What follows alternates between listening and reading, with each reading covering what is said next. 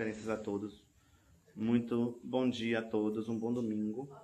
Mais uma vez, nós estamos nos reunindo no Templo Hare Krishna de Salvador para podermos falar de um dos assuntos mais relevantes, que é o conhecimento sobre o divino. Todos nós, no domingo, nós aproveitamos que é exatamente o nosso dia de folga, o nosso dia que podemos nos afastar do trabalho e podemos nos concentrar nas atividades espirituais.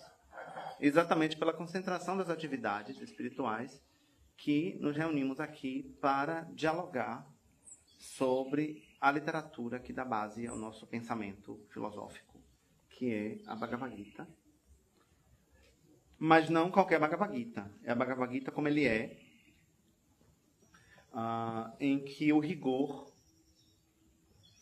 científico e filosófico na construção das explicações ela é levada em consideração, né? Então, a gente utiliza essa versão porque é a versão da nossa corrente de professores. Então, a nossa escola leva muito em consideração e respeita muito a sucessão de professores, que nós chamamos de guru. Então, os nossos mestres espirituais são os nossos professores que nos conduzem numa leitura fidedigna e rigorosa dessa literatura. Para que a gente comece a estudar, a gente canta uma canção para poder a nossa mente e a nossa condição corporal e mental, né, estejam conectados para que a gente possa melhor absorver, melhor aprender este conhecimento.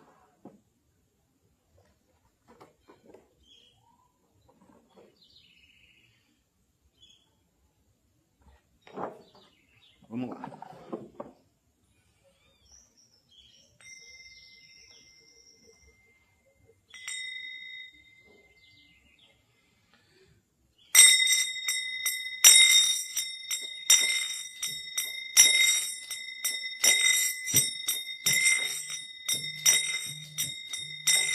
Jaya Radha Madhava Jaya Kunja Bihari Jaya Radha Madhava Jaya Bihari Jaya Gopi Jana Vallabha Jaya Girivaradari Jaya Gopi Jana Vallabha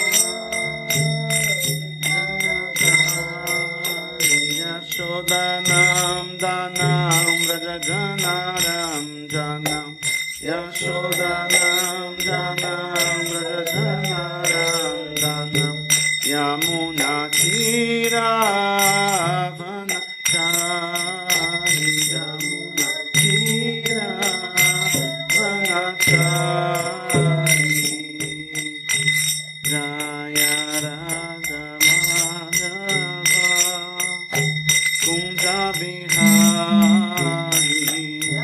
Radha Madhava Kunja Bihari Jaya Gopi Jana Vallabha Girivaradari Gopi Jana Vallabha Girivaradari Yashodanandanam Vrajajanaram Janam Yashodanandanam Vrajajanaram Yashodanandanam Vrajajanaram Janam Yashodanandanam Vrajajanaram Janam Jamuna Tiravanacha Jamuna Tiravanacha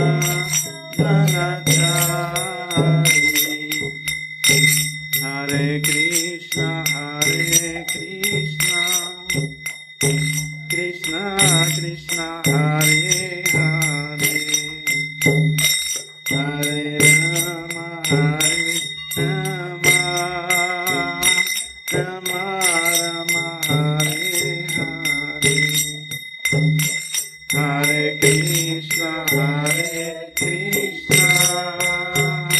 Krishna Krishna, Hare Hare, Hare Rama, Rama Rama, Hare Hare. Jaya Prabhupada, Jaya Prabhupada, Jaya Prabhupada, Srila Prabhupada.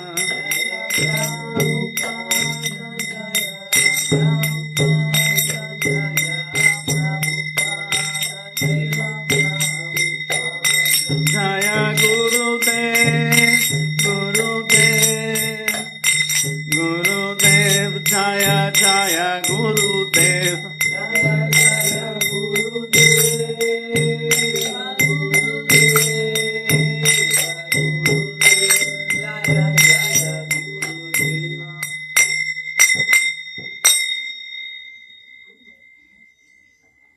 Por favor, repitam depois de mim. Om Namo Bhagavate Vasudevaya.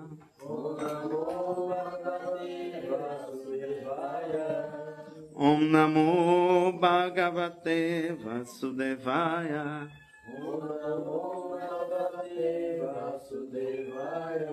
Om Namo Bhagavate Vasudevaya.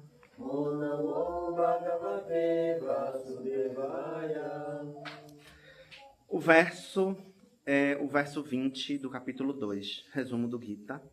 O conteúdo é a natureza da alma.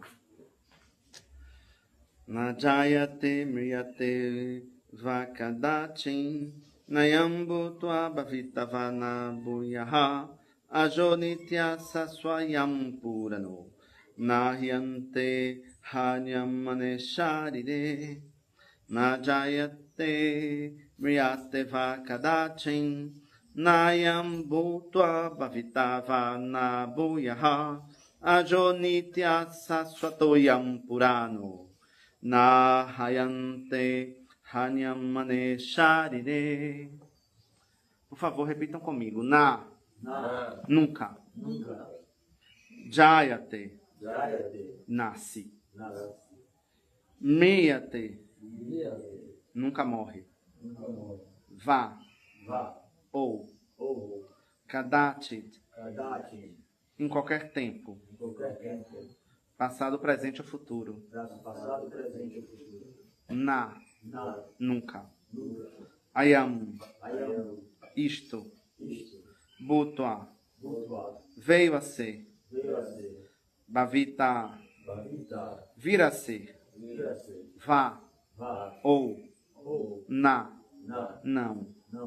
Bhuyaha, ou veio a ser. Ajaha, não nascido. Nityaha, eterno. Shashvataha, permanente.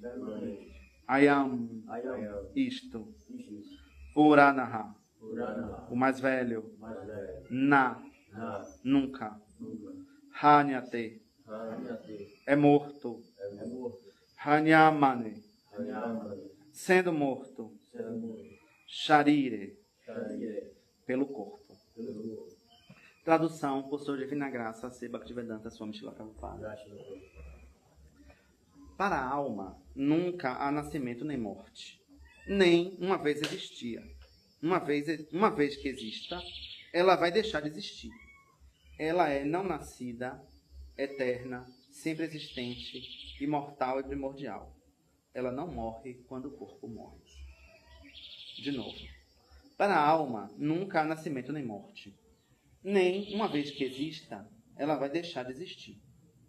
Ela é não nascida, eterna, sempre existente, imortal e primordial.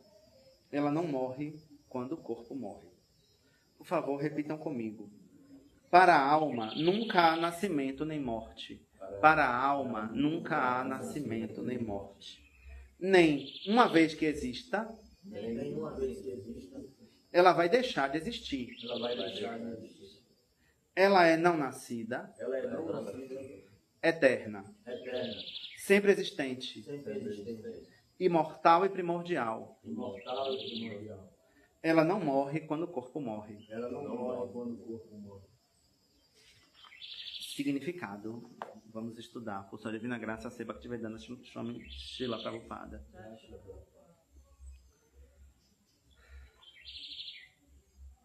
Qualitativamente, a pequena parte atômica fragmentária do Espírito Supremo é una com o Supremo. Ela não se submete a mudanças como o corpo. Às vezes a alma... Isso quer dizer, por favor... Ela não se submete a mudanças como o corpo. Às vezes, a alma é chamada de o constante, o katasta. O corpo é sujeito a 6 tipos de transformações. Ele nasce no ventre do corpo da mãe, permanece por algum tempo, cresce, produz alguns efeitos, gradualmente se degenera e, por fim, desaparece no esquecimento. A alma, portanto, não passa por essas transformações. A alma não nasce, mas porque toma um corpo material, o corpo nasce. A alma não nasce no corpo, a alma também não morre.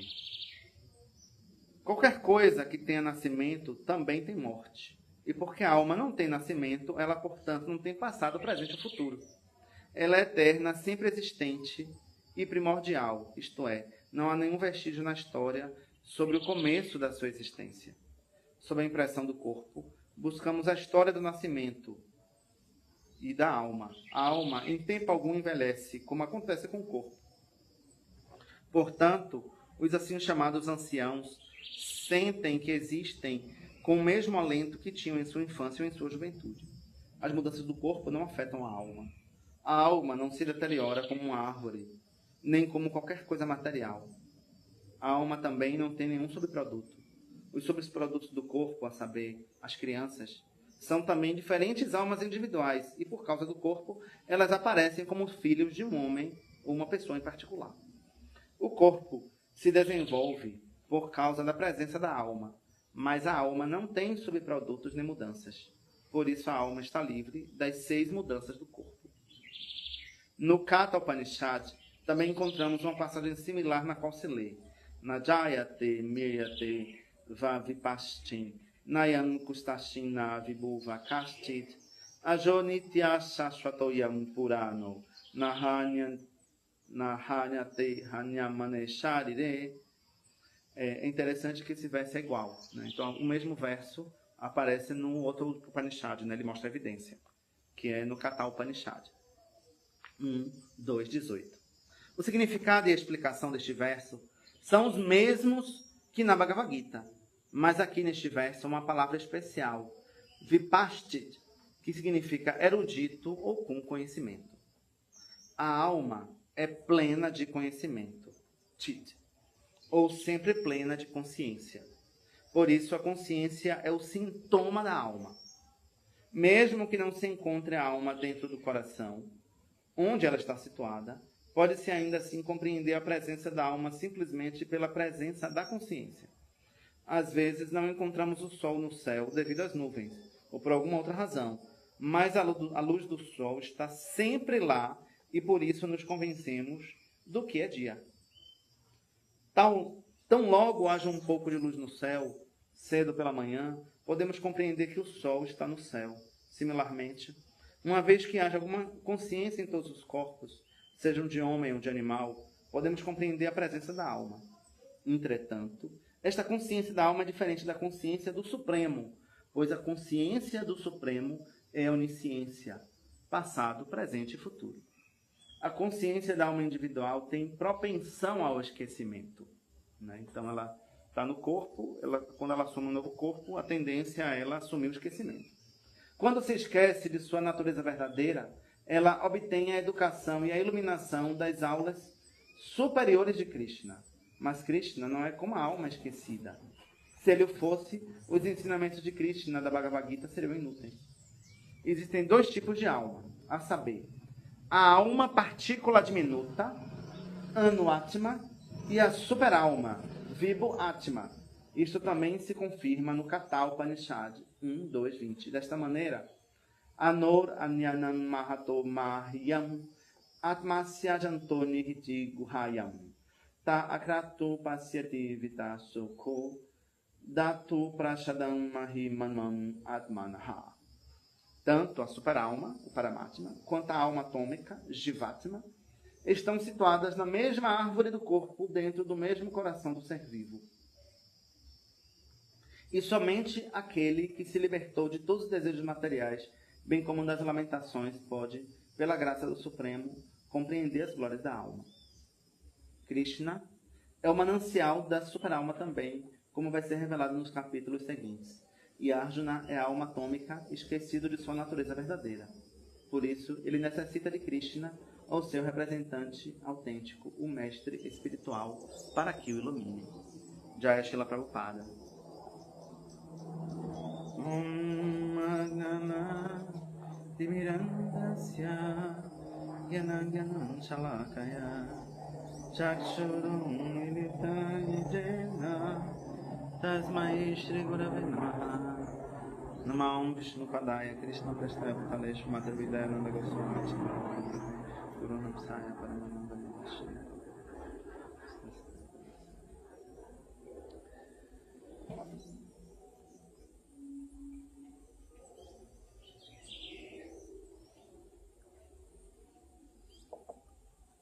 Antes de mais nada, muito obrigado mais uma vez, a presença de todos.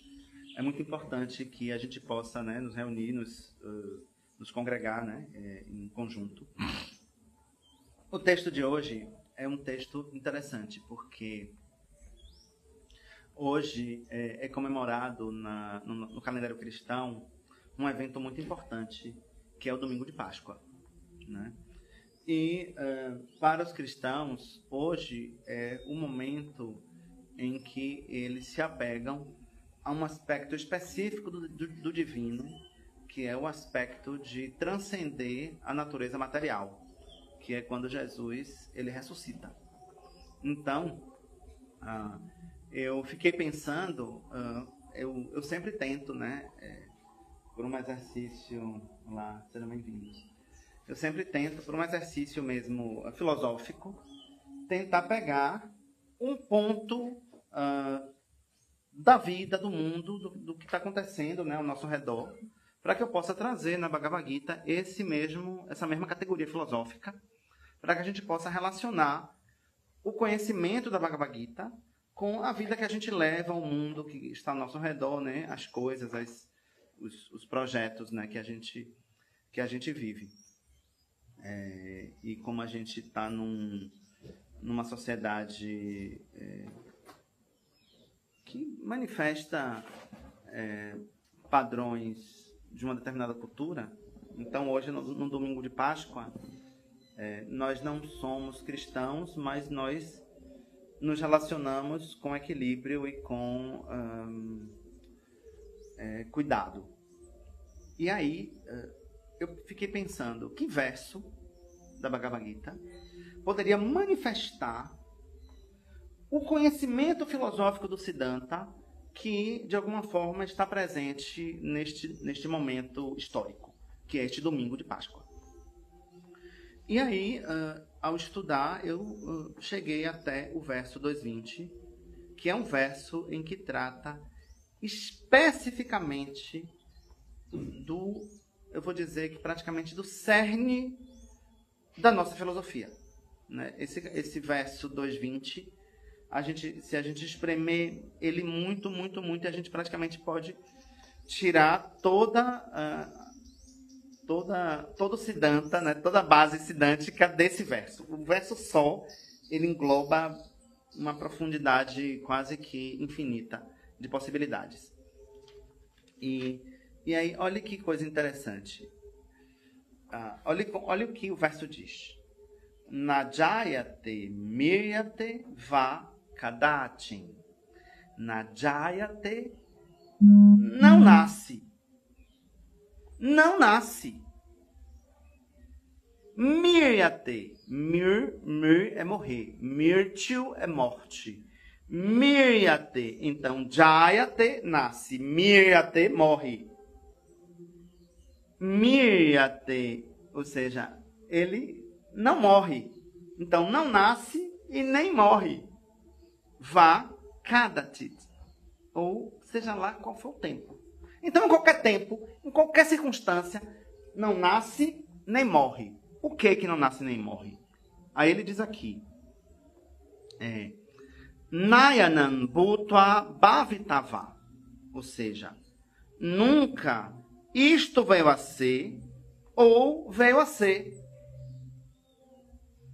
Parece que é complicado, mas é mais simples do que parece. Olha o que Krishna está dizendo aí. Bhuta é a palavra que ele usa para falar de alma, né? Mas antes eu vou trazer o sentido da língua portuguesa para que a gente possa entender e a gente não se confundir. A palavra espírito, ela vem do latim spiritus, mas ela vem de um verbo que significa respirar. Então, espíritus é aquilo que respira, aquilo que tem hálito. Alma vem de ânima, ou seja, aquilo que tem movimento, aquilo que se move. Mesmo a planta parada, parece que ela não está, mas ela está se movendo, ela está crescendo, ela está... Né? Então, a palavra que Krishna usa aqui é Bhuta. Bu é o que vem a ser. Bhuta é o que aquilo pode vir a ser, que é o corpo. O corpo é uma coisa que veio a ser. Não é uma coisa que existe. É uma coisa temporária. Então ele veio a ser por quê? Porque ele juntou lá os elementos, né, os 6 elementos materiais, juntou, fez a mistura e produziu aquele corpo. Mas o corpo só tem espírito e só tem ânima, quer dizer, só tem hálito, só tem respiração e só tem movimento, intenção, ânima, porque ele tem Atma. Ele tem aquilo que faz ele ter vida. Porque o que faz o corpo ter vida é a alma e não o contrário. Né? Tanto que as condições... É uma coisa interessante de se pensar, né? de se compreender. Porque não é possível você produzir vida de uma coisa que é morta. Né? Vida sempre nasce da vida. Então, a vida, ela gera a vida. E nós somos uma partícula da supervida, da existência eterna. Mas nós somos uma partícula dessa existência que também sempre existiu. A gente nunca deixou de existir. Por isso é Atma e Paramatma, ou seja, a partícula e a partícula que se expande, que é o Paramatma. E olha o que ele diz aqui ainda no verso. Aja Nitya Shashvato Ayam, ou seja, não nascido está, não nascido, o eterno permanece o mais velho. Nunca é morto, sendo morto pelo corpo. Nunca é morto, sendo morto pelo corpo. Ou seja, a alma não morre se o corpo morre. A alma continua. Só que a alma, ela tem uma característica interessante. Ela não existe sem uma identidade. A alma, ela tem a sua própria identidade. Mas a sua identidade é eterna, que tem 3 características. Sat, Chit e Ananda. Então a alma, ela conhece, a alma, ela é eterna, e a alma está muito bem na sua própria forma de existir, né? Ela é cheia de bem-aventurança. Ela é bem-aventurada em si mesma. E a natureza da alma é uma coisa interessante, porque aqui ele diz, ele define qual é a natureza da alma. Ele diz exatamente qual é. Ele não especula. Ele não, como é que chama? Inventa. Ele diz, a alma é assim por essa razão. A alma é assado por essa razão. E ele diz, ele explica. Prabhupada, ele destrincha, né, filosoficamente esses conceitos. Rosa, por favor, seja bem-vinda. Olha o que diz aqui. A alma não nasce, mas porque toma um corpo material, o corpo nasce. Então, quem nasce é o corpo. E o corpo também morre. Mas a alma, ela se corporifica. Mas depois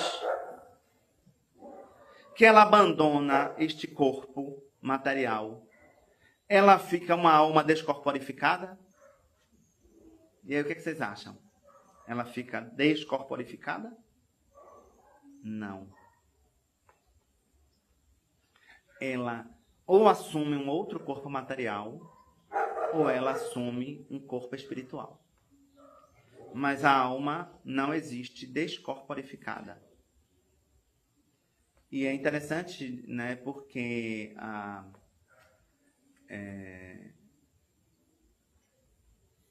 em algumas filosofias, em algumas culturas, se pensa uma existência ausente de forma, mente ou intenção. A filosofia védica diz que a existência, ela tem a sua forma, ela tem a sua intenção, ela tem as suas próprias motivações. E nós assumimos um corpo com uma motivação muito peculiar e particular, que se chama serviço devocional, né? Então nós, que somos transcendentalistas, espiritualistas, nós assumimos um corpo que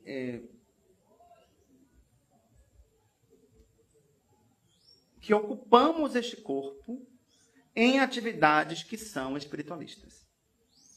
Quais são essas atividades? Tudo que nós fazemos baseado nestes princípios filosóficos. Como nos relacionamos, como comemos, como dormimos, como nos lavamos, como construímos riqueza, como dividimos a riqueza, como desfrutamos desse mundo, como usamos o corpo e as nossas intenções, as nossas qualidades para o serviço a Krishna. Todos esses princípios, eles são conduzidos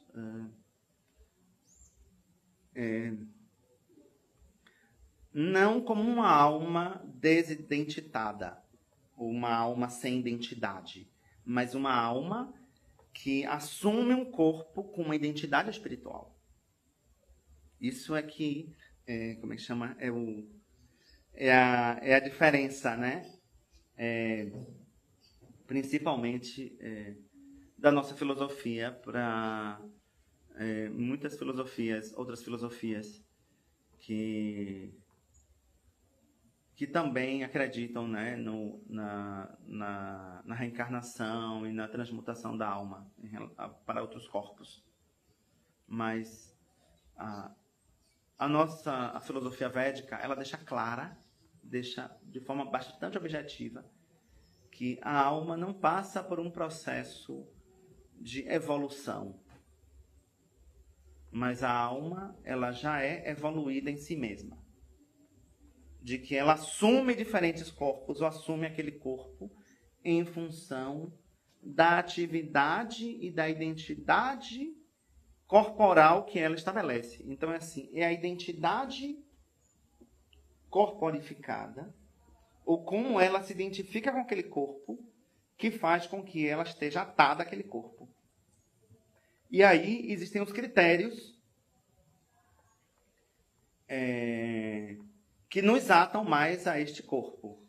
Os amores, obviamente, os nossos desafetos também, né? Os nossos, quem a gente odeia, né? tanto quem a gente ama quanto quem a gente odeia.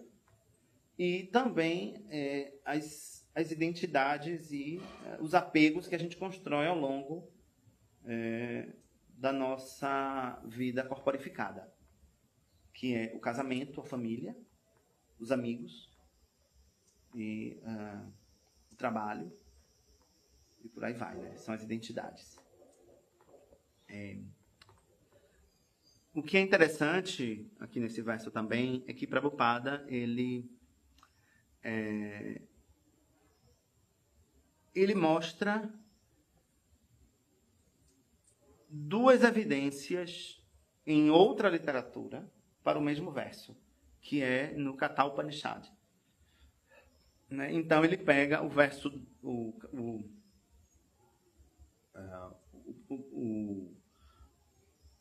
primeiro canto, né, do Katha Upanishad, e no capítulo 2, tanto o verso 18 quanto o verso 20. E o verso 18 ele é quase igual a esse texto da Bhagavad Gita. E é interessante, mas tem uma pequena diferença, e que Prabhupada ele aponta exatamente essa diferença. Então ele pega duas evidências de versos praticamente iguais em duas literaturas distintas para mostrar que na Bhagavad Gita aparece essa evidência, mas que no Katha Upanishad aparece uma outra evidência que é um pouco diferente, que é essa palavra vipashtit, que significa aquele que tem conhecimento. Ou seja, é quando ele mostra que a alma, além dela ser não nascida, além dela ser não morta, o fato dela ser eterna, aqui que ele define, né, as três características. Ela é eterna, sempre existente e primordial. E também que ela não tem subprodutos, que os subprodutos são todos do corpo. Ele também define isso. Mas, além dessas características, para muito mais do que essas características, existe uma característica especial da alma, que a alma tem conhecimento da sua natureza eterna. E o cantar do Mahamantra Hare Krishna é uma espécie de acordar do coma do esquecimento. Então, a nossa alma, ao longo de muitas vidas, apegadas a diferentes corpos, gera o karma, porque toda vez que você está, né, a alma está no corpo, ela vai ter atitudes, ela vai ter ação. Uma vez que ela vai ter ação, ela vai produzir karma, e aí ela vai assumir novos corpos que vão produzir novos karmas, e ela vai ficar enredado no ciclo kármico de nascimentos e mortes. E aí como é que ela vai transcender este ciclo? Quando ela compreende a sua natureza eterna, quando ela compreende a sua natureza transcendental, ela compreende a sua verdadeira natureza de conhecimento, e ela vai agir segundo a natureza do corpo, mas sem se identificar com o corpo, o que Krishna nos ensina como Karma Yoga. Então, no Karma Yoga, nós temos a natureza, que é a natureza do corpo. Então, seu corpo é feminino, seu corpo é masculino, seu corpo é fluido, seu corpo ele é atlético, seu corpo é matemático, é engenheiro, ele é artístico,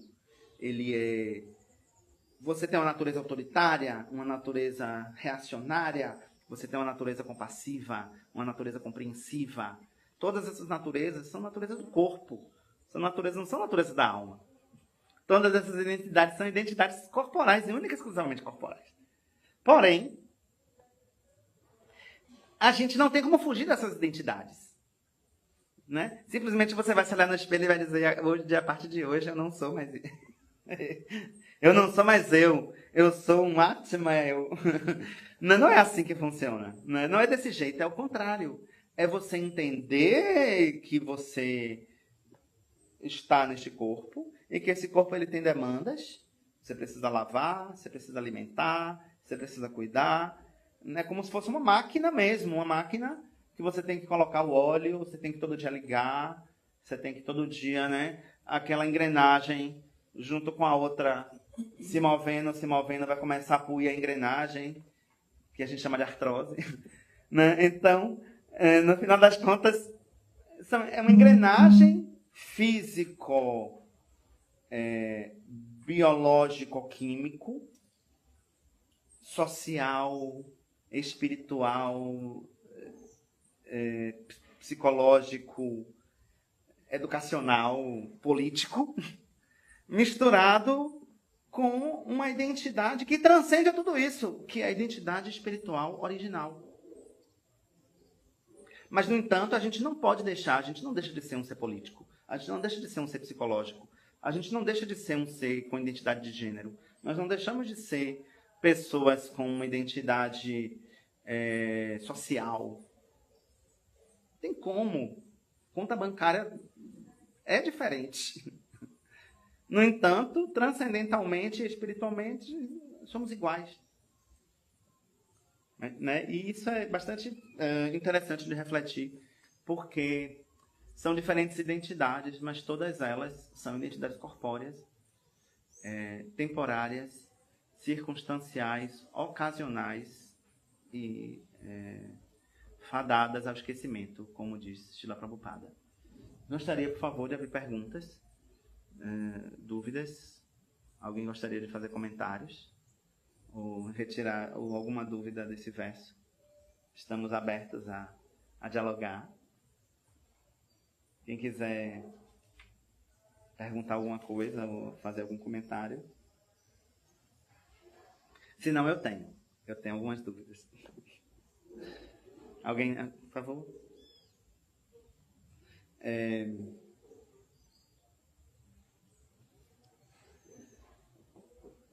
A minha pergunta seria: se a alma ela é plena de conhecimento, então por que a gente cai no esquecimento? Essa é uma questão filosófica, por favor. Na verdade, esse conceito que se dá da alma, que ela é plena de conhecimento, é um conceito errado, é uma falha de tradução. A alma não é plena de conhecimento. Isso foi um erro que se cometeu, a Tia Deva já falou sobre isso, um erro que se cometeu de tradução com o passar do tempo. A alma, ela é plena de consciência. Ela é plena de consciência, ela não é plena de conhecimento. Tá. Só quem é pleno de conhecimento é Krishna. Krishna é pleno de conhecimento, é todo conhecimento. Nós somos limitados. Perfeito. Então nós temos um conhecimento que é limitado. Nós não temos um conhecimento pleno, quem tem um conhecimento pleno é Krishna. Na verdade, o correto é dizer que a alma é eterna, que a constituição da alma ela é eterna, de bem-aventurança e de plena consciência, porque nós somos sempre conscientes. É isso que o Prabhupada dizer. Nós nunca deixamos de ser inconscientes. Ele fala isso em relação até ao que você falou aí sobre essa coisa do impersonalismo, das pessoas acham que quando a alma alcançar o máximo da iluminação, ela perde a consciência, ela perde a individualidade.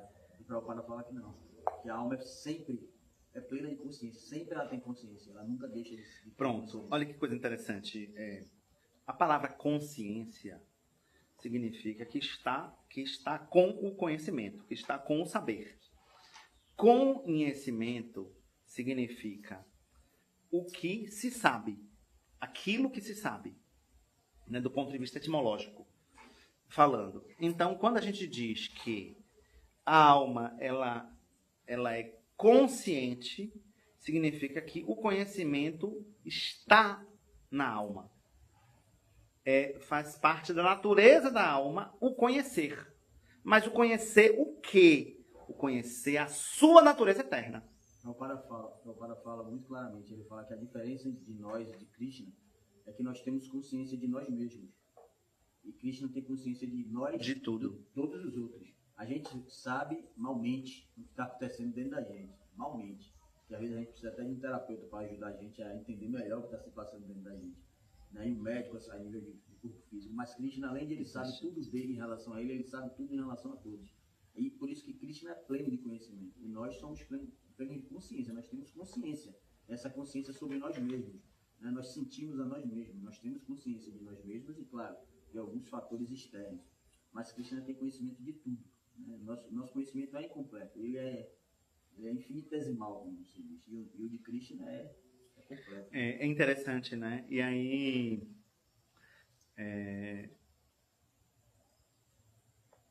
o que é que a gente pode aprender da expressão não nascido? Se a gente não nasce, então a gente é eterno. Então a gente sempre existiu. Então não existe um momento em que a nossa existência nunca deixou de existir. Porém, a alma, ela vai existir com diferentes identidades corpóreas, de diferentes circunstâncias, em cada momento da sua própria existência. Exatamente, da sua própria jornada. E é interessante porque isso faz com que a gente pense, por que então as diferentes pessoas assumem diferentes corpos com diferentes intenções ou motivações? E aí a gente chega num ponto importante, que é uma palavrinha que já gerou muita polêmica e muita falta de entendimento, que é karma, né? Que é ação. Então, todos nós, quando agimos, a gente produz, né? A gente está produzindo, quando a gente come, quando a gente... Olha que coisa interessante, a coisa é tão profunda e a coisa é tão séria que a relação com que a gente estabelece na existência da máquina, corpo, faz toda a diferença nos resultados do nosso karma, que é o fato de pessoas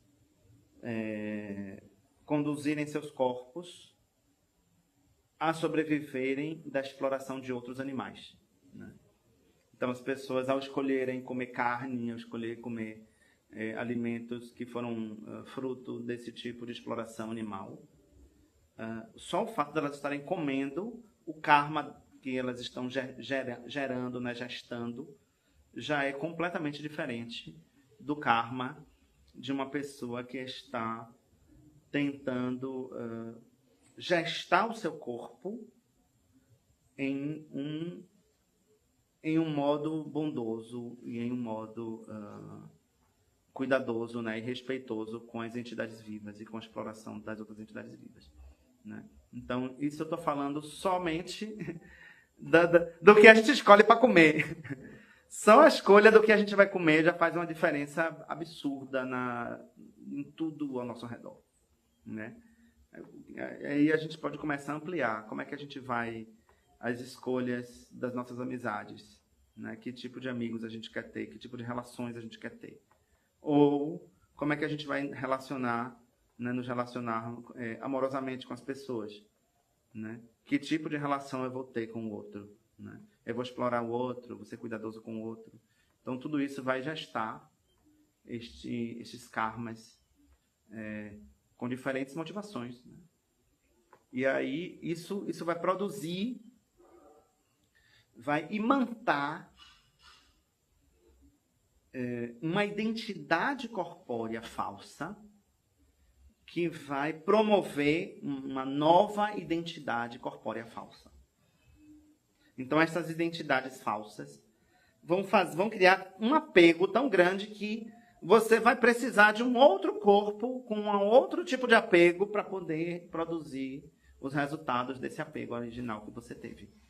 Por isso, a nossa escola é uma escola em que a gente transcende o corpo, não como uma ausência de sentido, mas gestando os nossos sentidos para a consciência de Krishna. Então, a gente, em vez da gente simplesmente pregar que você deve fazer silêncio total, ou você não deve falar nada, silêncio. A gente diz que a palavra é importante, que a palavra passa a ser consciente de Krishna. Você então agora vai se alimentar de luz. Você agora vai viver de banho de sol. Não, você vai morrer. Você vai agora se alimentar de alimentos bondosos.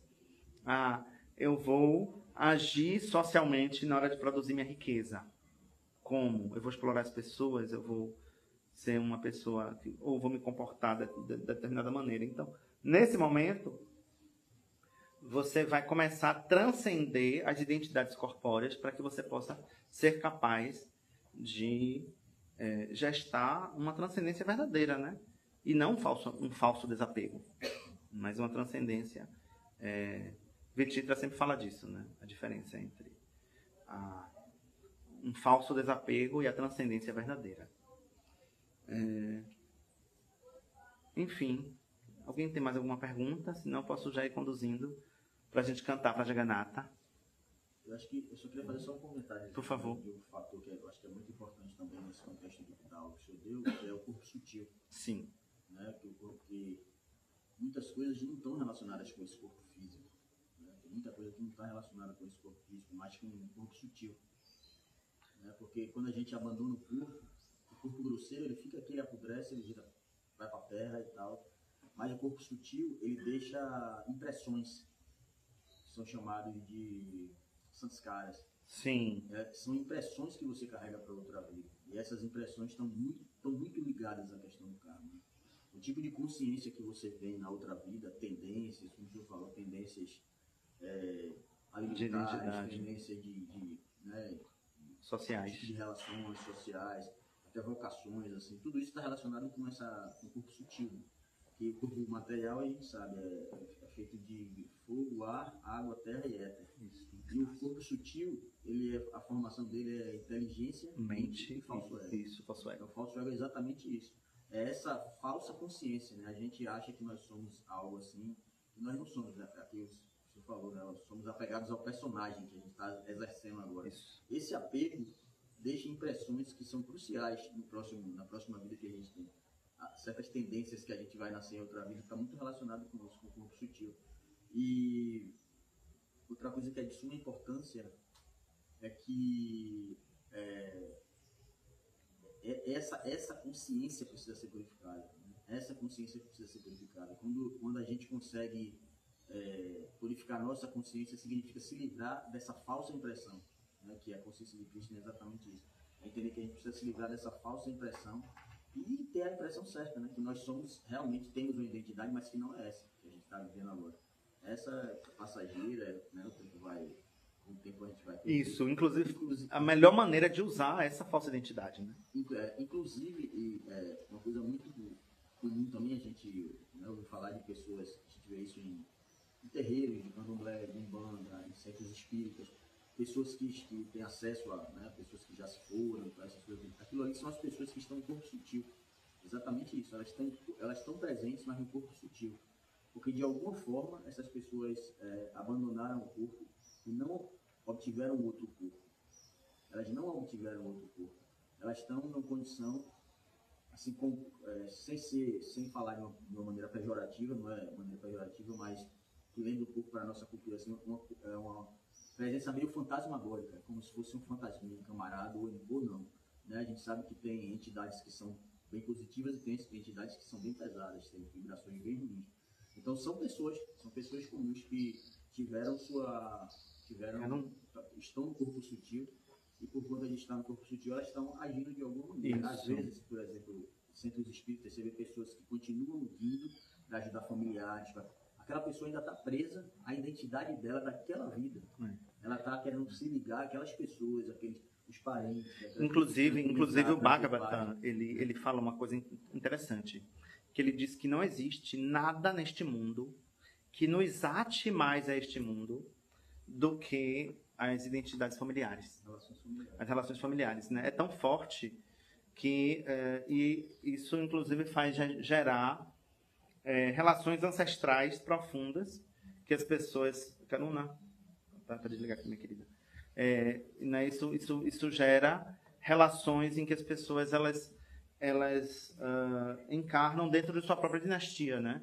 Isso é muito comum. Espiritual da transcendência, isso é uma coisa boa, né? Porque imagina, uma pessoa que abandona o corpo e ela podia ir para outro corpo, para dar continuidade ao caminho dela, ela fica presa no corpo sutil ali para tentar ajudar a família, para tentar ajudar as pessoas e tal. Então termina ficando presa, ela meio que interrompe um pouco da evolução dela, do processo dela evolutivo. Né?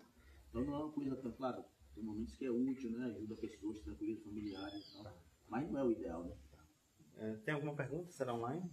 Deixa eu ver aqui. Gente, Não tem. Gostaria de agradecer mais uma vez a presença de todos neste domingo.